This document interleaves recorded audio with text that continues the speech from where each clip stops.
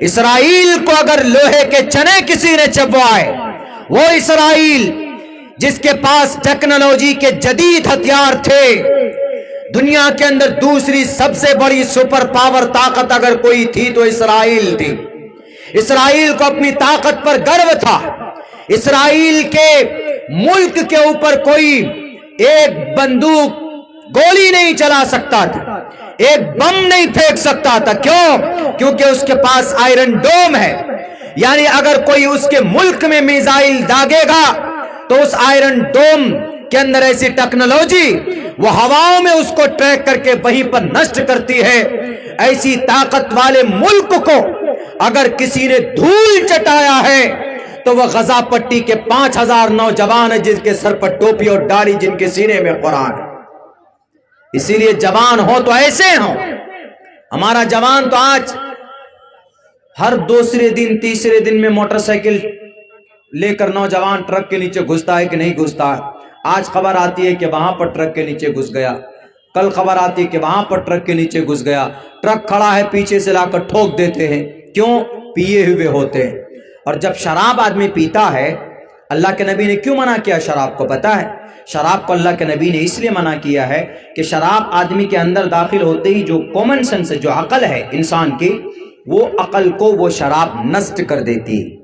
آدمی صحیح سے پھر بول بھی نہیں پاتا ہے، صحیح سے راستہ چل بھی نہیں پاتا ہے۔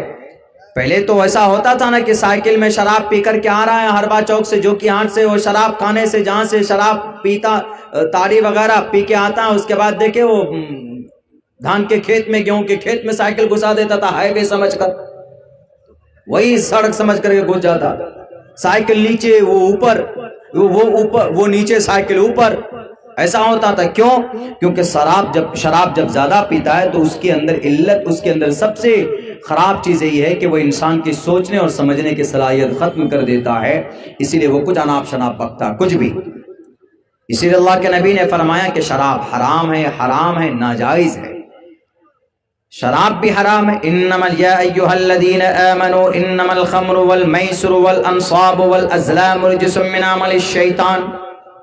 یا ایھا الذین آمنوا، اے ایمان والو، انما الخمر شراب، والمیسر جوا، والانصاب بت، والازلام جوئے کے تیر، رجس من عمل الشیطان، یہ ساری چیزیں شیطان کے کام میں سے ہے، اس لیے ان چیزوں سے دور رہنا چاہیے مسلمانوں کو، اور خصوصاً نوجوانوں کو، کیونکہ جوانی انسان کی زندگی میں سب سے قیمتی حصہ ہوتا ہے جوانی کا۔ اسی لیے اللہ کے نبی فرماتے ہیں کہ کل قیامت میں جوانی کے بارے میں رب سوال کرے گا، وَأَنْ شَبَابِهِ فِي مَا أَبْلَىٰ، جوانی کہاں بتا کر کیا؟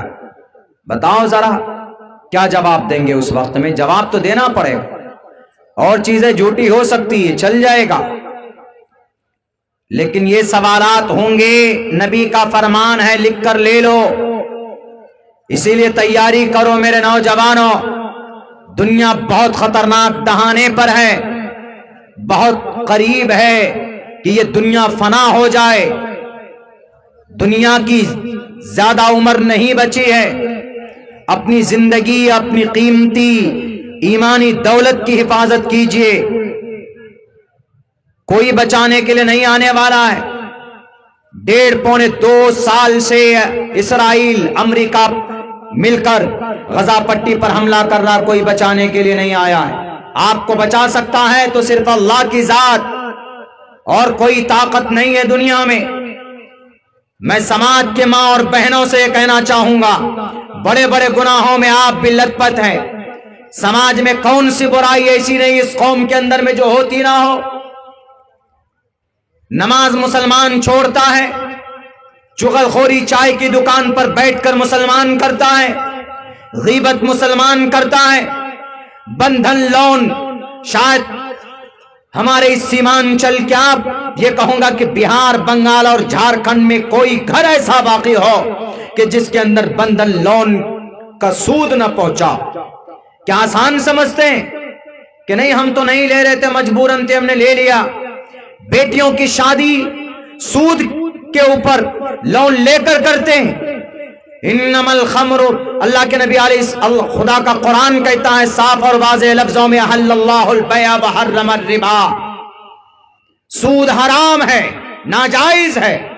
جو سود لیتا ہے دیتا ہے ان پر بھی لعنت ہے، جو گواہ بنتا ہے اس پر بھی لعنت ہے، جو لکھتا ہے اس پر بھی لعنت ہے۔ آپ کہیں گے کہ مولانا 10% میں دے دیتا ہے، یعنی 50,000 روپے 60,000 دینے ہوں گے ہم کو دے دیتا ہے، بڑی پریشانی سے ہم بچ سکتے ہیں۔ 50,000 روپے کوئی بڑی چیز نہیں ہے۔ ہمارا نوجوان اگر ڈیلی مزدوری کرے گا تو ایک دن میں 500 روپے کما سکتا ہے۔ کم سے کم مزدوری ہمارے اس سیمانچل میں بھی اگر ہے تو 500 روپے۔ اگر ڈیلی 500 روپے کی مزدوری کرو گے تو مہینے میں 15,000 روپے کی ایک بڑی رقم جمع ہو سکتی، لیکن جب کرو گے تبھی ہوگا۔ نبی نے فرمایا سود لینا جائز نہیں ہے۔ اگر تمہارے گھر میں چوکھٹ ہے اور کچھ بھی نہیں ہے کھانے کے لیے تو اس گھر کی چوکھٹ کو لے جا کر بیچ دو، لیکن تب بھی سود پر پیسے لے کر گھر کو گزر بسر کرنا ناجائز اور حرام ہے۔ اگر کوئی مسلمان سود پر پیسہ لا کر اپنے گھر کے اندر اپنے بچے کے منہ میں نوالا ڈالتا تو وہ نوالا حرام ہے۔ لا يدخل الجنت جسد غذی بالحرام، نبی فرماتے ہیں کہ جس بچے پر حرام کا ایک قطرہ گیا خون کا بنا، کل قیامت میں وہ جنت میں وہ جسم نہیں جا سکتا۔ اسی لیے کچھ بھی کیجئے، ایک دو وقت مت کھائیے اگر بھوکے، اگر آپ کے پاس نہیں ہے، لیکن کم سے کم بندھن لون یا کوئی بھی لون، سودی کوئی بھی کاروبار۔ آج ہیں بڑے بڑے ترم خاں 1-1 کروڑ روپے لے کر بینک سے لاتے ہیں اور 8 سے 10% میں بیاج پہ لگاتے۔ خدا کے قرآن آیت کو پڑھو اور پھر عالیشان گاڑیوں میں گھومتے کہتے ہیں مجھ سے بڑا کوئی پیسہ والا نہیں۔ رب کہتا ہے فَإِن لَّمْ تَفْعَلُوا فَأْذَنُوا بِحَرْبٍ مِّنَ اللَّهِ وَرَسُولِهِ، اے سود کھانے والوں، بیاج پر پیسہ دینے والوں، میرے رب کہتا ہے، خدا کا قرآن کہتا ہے، اگر عبداللہ سالم جھوٹ بولتا ہے تو میری زبان قینچی سے پکڑ کر قطر دیجیے۔ خدا کا قرآن واضح لفظوں میں کہتا ہے یہ جتنے بھی بیاج خور سود خور ہیں، یہ جو غریبوں کا خون چوستا ہے۔ ہمارے اسکول میں ایک مزدور آتا ہے کام کرنے کے لیے، وہ بولا مولانا بیٹی کا رشتہ طے ہو گیا، بہت خوش ہو۔ ہم نے کہا کہ چلیے اللہ آسانی کا معاملہ فرمائے۔ بولتا ہے کہ مولانا کنڈیشن صرف یہ ہے اپاچی اور کھپاچی گاڑی مانگ رہا ہے۔ ہم نے کہا کہ اچھا تو آپ نے انتظام کیا؟ بولا کہ کچھ پیسوں کا انتظام تو ہو گیا ہے حضرت، 50 60 70 ہزار تک تو ہو گیا ہے گاڑی کا، باقی جو گھٹا ہے۔ ہم نے کہا تو؟ بولا لون پر، بندھن لون پر پیسہ لیے ہیں اور پھر اس کو کھپاچی گاڑی دے رہے ہیں اس لڑکے کو۔ ہم نے کہا کہ یہ تو غلط بات ہے۔ بولا کہ وہ پھر رشتہ کرنے کے لیے تیار نہیں ہے۔ تو ہم نے کہا کہ آپ نے لون لے لیا؟ بولا ہم نے تو لے لیا۔ ہم نے کہا چلیے لے لیا ہے تو جلدی کوشش کیجئے گا، ادا کیجئے، جائز تو نہیں ہے شرعی اعتبار سے۔